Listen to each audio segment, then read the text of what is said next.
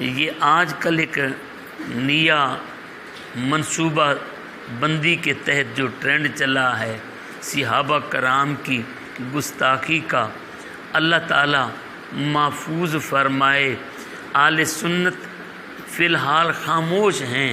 اگر اہل سنت بول پڑے نا صحابہ کرام کے خلاف، صدیق اکبر کے خلاف بولنے والوں کے بارے میں، تو انہیں پتہ ہے کہ ان کی اصل عبداللہ ابن سبا ہے۔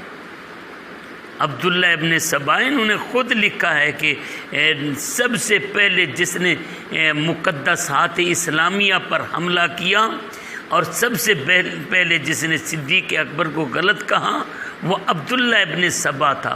یہ سارے جانتے ہیں سب سے پہلے جس نے علی المرتضیٰ رضی اللہ تعالی عنہ کے بارے میں وصی رسول اللہ کا دعویٰ کیا وہ کون تھا؟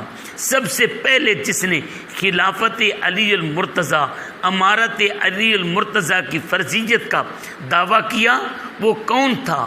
وہ ایک یہودی نسل تھا، جس کو یہ بھی مانتے ہیں اور یہ سارے جانتے ہیں کہ سب سے پہلے جس نے علی المرتضیٰ رضی اللہ تعالی عنہ کو اور یوشع بن نون کے ساتھ تشبیہ دی تھی وہ کون تھا؟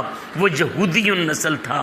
اور یہ سبھی جانتے ہیں کہ جس نے سب سے پہلے علی المرتضیٰ رضی اللہ تعالی عنہ کو معبود کہا اور الہ کہا وہ کون تھا؟ یہ سارے جانتے ہیں۔ اگر اہل سنت کی زبانیں کھل گئیں تو پھر یہ کام بہت آگے چل جائے گا۔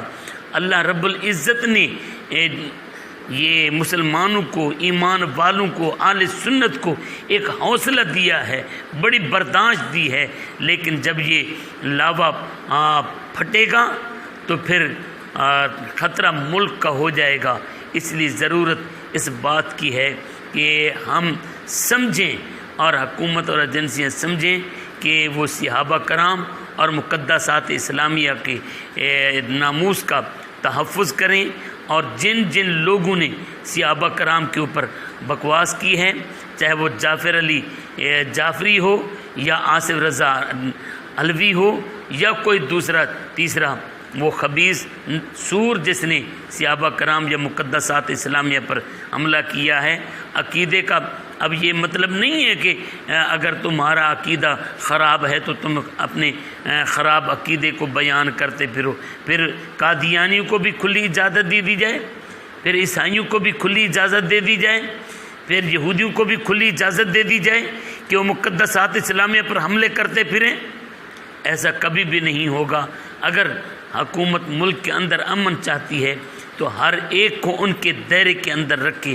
اللہ رب العزت اہل سنت کو اور اکٹھا فرمائے اور عروج عطا فرمائے، یہی ہمارے اندر بقا کا سبب ہے۔ اللہ پاک قبول فرمائے۔